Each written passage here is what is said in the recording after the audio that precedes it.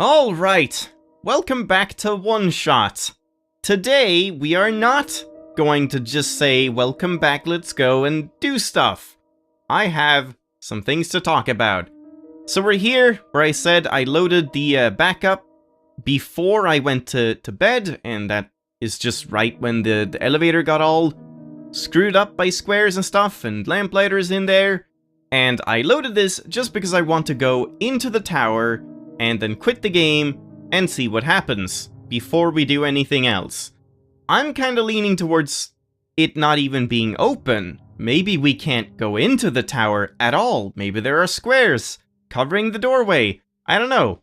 Something is probably gonna prevent us from doing that. Otherwise, we're gonna get in, same X room, I just X the game and nothing happens. Like, I don't know. Interesting to try, at least.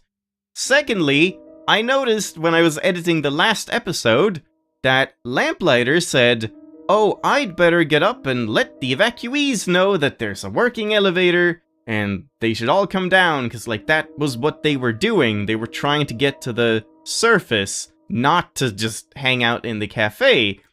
And now he can't do that, but we can, because there's still another working elevator. So after I do the tower thing, I'm gonna load the other save where I actually slept in the bed, and we're gonna go check out the cafe and see if that has anything to it. I kinda doubt it, but it's worth a shot. Thirdly, I'm quite confused by the door. The countdown door. So, I was talking about the whole countdown thing with Solstice as if that was a separate thing entirely. I thought it was like a separate site that had a countdown. Like, I've seen that happen with many games in the past, but no, apparently the Solstice door itself was the countdown for Solstice. Like, if you played the game back when it came out, that door would be ticking down, as far as I understand. Like, correct me if I'm wrong, let me know how all of this went down back when the game released, because I guess I waited too long, but at the same time I'm glad I did, because now I get to play everything in one go. But so what I understand is that the door was ticking down from like 100 days or something like that, but that just doesn't really make any sense to me, because the door isn't how you start Solstice. So how could that be the countdown? So you play the game normally, and then you get to the door, and it counts down to 0, you're sitting up there waiting for the timer, and then nothing happens. Because we've been to the door in the normal run, and it was just like, oh, I guess there's some kind of slot here. Weird. And then nothing. So, how would you know that you have to restart a new game, and then do the whole, mine thing to actually start Solstice? It just doesn't really make any sense to me to have the door in the last area counting down to the Solstice patch, and then it doesn't even really matter because I don't even know. There's no way to not be in Solstice mode and have that door be relevant, in which case the countdown isn't relevant. Someone please explain that to me, because I'm very confused by this whole thing. It doesn't really add up to me what the purpose of the door is, or if maybe there's something more in the future of the Solstice run. If so, then you can avoid mentioning that, but anything else goes. And finally, just a little thing I noticed was that we didn't get the feather from the Glen, so we're not doing the whole thing with getting all of the yellow phosphor items to get into the tower, because obviously we're not really getting into the tower, probably because we're doing something new. We're not putting the sun or doing all of that stuff. We're not talking to the entity, because going into the tower is basically entering the entity's realm. Like, it seemed to have quite a lot of influence over what happened to Nico and me inside the tower. So the only reason I have the amber is because I completed too much in the Barrens, and I guess if I didn't do that, if I just went straight to Solstice mode, Silver would just show Proto that amber thing, and you would see the cutscene, but then she wouldn't give it to Nico. So we wouldn't have it now, and we don't get the feather, and we probably won't get the dice either. Oh, George is gonna get killed, isn't she? Of course she is. I wonder if we'll meet her and then she'll be a different personality this time. That would be fun to see. But even if it's the same personality, the dialogue would be different, so I don't know. Anyway, that is all that I wanted to get off my chest, and things I'm wondering about, and things since last time. So, now, let's get into the game, and let's talk to Lamplighter here. You okay? Mostly. Don't worry. And yeah, that's the same. So, tower. Is it blocked up? It's not blocked up. And it's the same. Alright, here goes. Oh, this action will record your progress. Yeah, it's like as if I'm doing a normal shutdown. Okay. And then I launch the game again, and I'm just gonna be in the tower again. Yeah, I am. Wait for it to come back. There we go. ... And that's it. She doesn't even say anything else. Huh. Because I guess she knows what happens. Like, she remembers that I've done that in the past. Oh man, maybe. Shit, now I'm wondering about that too. Since I did quit the game in the original run, and I didn't do it in one shot, she knows about the blackouts that happened when I quit the game, and now she knows that that just means the world isn't, like, generated on my machine at that point, or something like that. So now she's not commenting on it. But what happens if you do a one-shot run on your first run, and then you do Solstice, and then you quit the game during Solstice? What does she say after she knows that she's been through it before? My god, there are so many things that I wonder about this game and that you could test out. Making this game must have been one hell of an undertaking to, like, get all the flags and stuff, because most of the stuff that I'm wondering actually does seem to have some kind of little tiny nod or alteration in the lines and stuff, and that's really cool. But yeah, there we go, that's all I wanted to know. So now we quit again, and I load my backup. And there we go. Not like it really matters, I mean, all I did was go up the elevator and then go sleep, but now we're continuing with a continuity, and I haven't actually quit the game with Nico in the world. Not that it matters, I doubt we can get the one-shot achievement, but it's worth keeping this thing going, I would say. So, let's check in with the cafe. God damn it, I keep forgetting I can travel! I should... Oh, I guess I'm too close. I should just be doing that. So, nope, that's nothing. We're not even gonna tell them that, like, Lamplighter is probably going to die. Hello. Hello. To you too, Mr. Penguin. Yeah, nothing much here.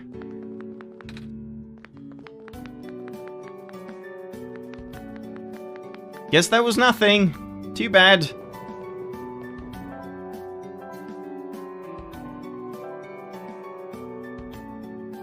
Aha!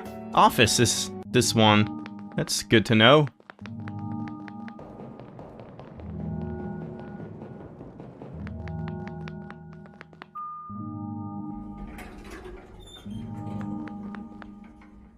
Or was there something where, like, you actually could play New Game Plus, but you couldn't play... You could play it up until this point, and then the door just didn't open, so you were stuck here in New Game Plus until you waited for the patch. Like, that wouldn't even make any sense either, so I really don't get the door at all. But yeah, I guess that's that. Now we just continue on as normal. Yeah. Nothing much. And I assume this is what would happen in the tower if I, in a normal run, went there without having the 3 yellow phosphor items. So that would probably just be like that. And it would just say, like, oh, it's gonna record your progress, and then you would just get back into the tower. So you have to have all of them and then quit the game. Oh, this door won't budge. Oh. Really? Maybe it's like broken down or squares on it or something? Oh boy. Okay. Guess we'll swing by the research lab thing. I guess we're meant to talk to Silver Point.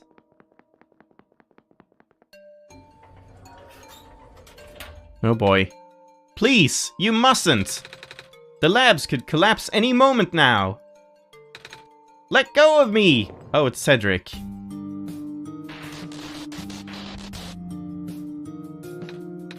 Cedric? Whoops, I skipped that very quickly. Oh god. So now he's gone. Oh, and you can't even avoid this cutscene. I couldn't stop him. Sigh. God, the sighs. All the sighs. Miss? Messiah! Oh, you came at an awful time. Come on, we have to get out of here. Where to? Where everyone else is right now. The library. Because it doubles as a shelter. We know that. Hello, George. Hello, Miss Silverpoint. I'm glad you've made it back safely. Gosh, you should have told me where you were going. She seems awfully polite this time around. Sorry, George. I see you also found the Messiah. Hello, little one. Hi. We ran into each other after this boy forced himself into the lab complex. I couldn't stop him. I don't know why he was being so insistent. He said he needed to go rebuild a robot. Oh, you know him? Yeah. Building a robot, you say? Could that be why he needed that book? Come again? Ah, a young man with white hair and green glasses ran in earlier. That's Cedric, yeah. He said he really needed a book from the back room. Said it was an emergency, too. Poor darling looked so stressed out. This is very, very different. So I just gave him the book. I hope he is safe. Man, I wonder what her tsundere response to that would be. Like, that jerk, that idiot, he's running to his doom. Yeah, I hope he's alright too. With any luck, maybe the lab complex can hold up long enough for him to... And there we go. Oh my gosh, it's all collapsed. That was the labs. That poor kid! No! Not him too! I'm sorry about your friend. The last time we spoke, he told me to go look for someone on the surface. I need to get going. Sweetie, you know we can't let you just walk into danger. But George is right. The squares seem to be targeting a lot of the weaker constructs in the city. Only the library has enough structural integrity to withstand collapse.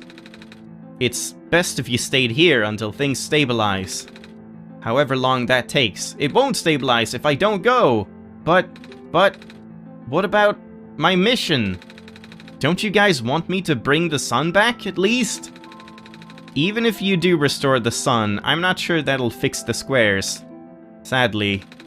Not to mention, even getting there is going to be hard. If the world is like this, there's no telling what's going on in the tower. And if anything bad happened to the Messiah, of all people... Well, this is kinda like... What's the point of protecting the Messiah who isn't going to do anything? Isn't it better to put Nico at risk with a small chance that she will save the world? Than just to say, no, you can't do anything, it's too dangerous, just sit here. And then, like, there's nothing that can happen except everything going to shit. Oh, that would be so dreadful, dear. Sigh. A friend of mine said something about this forever ago. It's better for the world to die naturally. No living being should have to carry that burden. But, that's odd, because he was the one that actually made Nico do that in the first place. At the time, I thought it was still her... Oh, her! Faulty code speaking. Oh, it was Silver. But now I'm starting to understand. Messiah, I'm sorry. I'm really, really sorry. All this time, we've burdened you with our hope, our faith, blissfully ignoring the fact that you are just a lost child. Well, you're probably more scared than any of us, aren't you? We have been dealing with tragedy for so long, it's become background noise to us now. But for you, it must be so terrifying. You're really projecting a lot here. And now, you're stuck here with the rest of us, being held back by the very people you were told to save. We must seem so ungrateful. It's okay. When I first came to this world, a long time ago, back then, all I wanted was to go home. Shelag, do you remember? The very first time? You mean last time? I'm not... Oh, yeah, that's actually true. I guess you could have, like, a lot of runs in between if you really wanted to. I'm not sure how far back it was for you, but I remember towards the end, I actually wasn't sure anymore about going home. Even knowing the world would be doomed eventually, I still wanted the people here to be happy. So, when you told me to return the sun back then, I did! That's what we're playing in. God damn, I'm so curious about everything. What if you just save Nico the first time instead? And again, what if you do one shot? And what if you, like, do it multiple times? Apparently that's also a thing. You can get, like... Apparently you can get someone mentioned in the comments. Someone very helpful has been, like, giving hints about things that I'm wondering about Solstice mode and all that. If you play the game normally without doing Solstice mode, every time you meet Rue, like every cycle, she kind of gives more hints or something, or a little extra line about Solstice and stuff like that, maybe. Something similar to that, and that sounds pretty interesting, but I'm not really gonna play through like 7 playthroughs of the normal game on camera, probably. So, I'll just have to take your word for it. Back then, I didn't even question it. But then I just came back. You what? And then I found out about the world being like this. Sigh. Prototype said to forget the things he told me.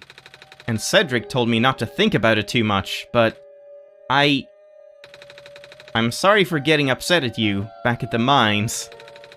I thought for you to know all that, yet continue doing this, it just seemed cruel. But then I realized something. You really wanted to save both the world and me, that's true. But at the end, you can only choose one, right? Is it really hard for you too? It must be. We haven't had any, like, yes or no, like, choices as the, god in a long time. If the world isn't broken, will that choice still be there? Wait, what do you mean? Do you still need to choose between one or the other? Like, if we get the squares gone forever? But even if it is, I really want to save this world, Shelag. Even if it's more dangerous this time around. Even if so many of the nice people we met were... Shelag. I'm not afraid anymore. Sniff. That's why I think you guys should let me go. I promise I'll be okay. Please? Aw, sweetie. You are so brave, even braver than most grown-ups. It wouldn't be right for us to keep you, would it? Besides, how can I say no to those puppy dog eyes? Oh my god, I actually got like the two polar opposite personalities, I guess. Well, if George is fine with it, I guess we should let you go now, Messiah. But promise us you'll be careful, okay? Mm-hmm. You guys be safe too. And that's it.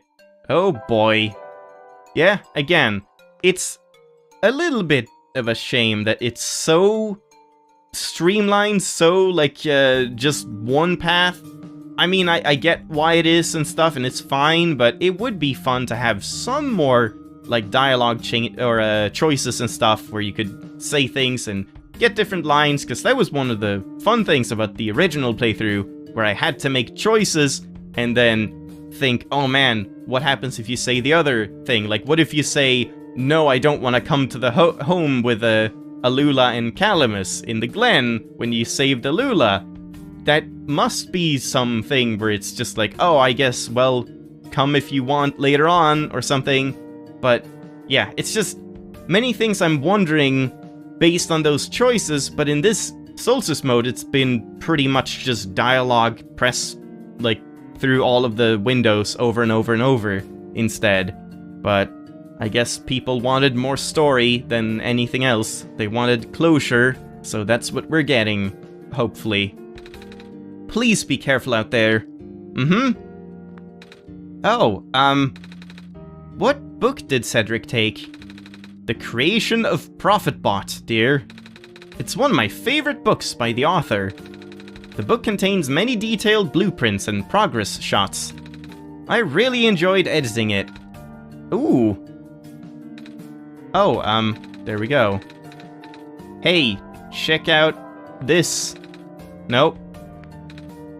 Nope. You'd think she would mention the amber, at least, but no. She does not. And I see, we have all of the vendors and stuff. Oh. Do you need something? Please approach from the front. Oh. So we can't go into the back room. But yeah, we got all the vendors. Oh, we got the cat heater bot thing. So I guess, once again, we won't be able to just walk around in the city, because everything is kind of fucked. Well, this stand smells sugary. Candy skewers, fresh off the grill. Not very nutritious, I'm afraid, but at least they'll keep the evacuees from getting hungry. And that's it. Looks like my life's work is finally being put to good use. As long as we conserve the water we have on hand, my water pills should be able to keep everyone here from going thirsty for weeks. Good job. Oh, shit, I just spammed it. Damn it. Ah, can you say that again? Thank you. You know, now that everyone's coming to me for help, it really makes me appreciate you more, Messiah. Thank you for all you've done for us. I haven't really done anything this time around, but you're welcome. Coffee cups. Coffee machine. It's almost empty. Books are placed neatly on the shelf. Books are neatly placed on the shelf. Neatly are placed books on the shelf. Oh boy. I need to find out how this book ends. If I die, I wanna die reading. And he's still staying awake. The city gate was destroyed a while back. I can't go into the Glen anymore. I'm not sure where I'll be able to get my supply of fish at this rate. Sorry, guy. I still have plenty of these soup dumplings left. Looks like it should feed everyone here for at least another day. Good job. Hey, cat. And the purring. And the meowing. And the bot. The world is going to be much colder soon. At least, I can keep everyone here warm. Good job, heater bot. Computer, that's off. The archival room is currently being used as an infirmary. We apologize for the inconvenience. It's okay. And that's it. Yeah, can't go up there. Alright. Holy crap, there's a lot of people here. Oh my god. Oh, a news spot. Evening news, all that stuff. Okay, I think I'm just gonna leave it off here, and we're gonna talk to every single NPC here next time, and then go out and see how the surface is holding up, and how Cedric is holding up, and how ProfitBot 2.0 is holding up again, and how Rue is holding up, and everything. So, thank you for watching, hope you enjoyed the episode, and I'll see you next time. Bye-bye!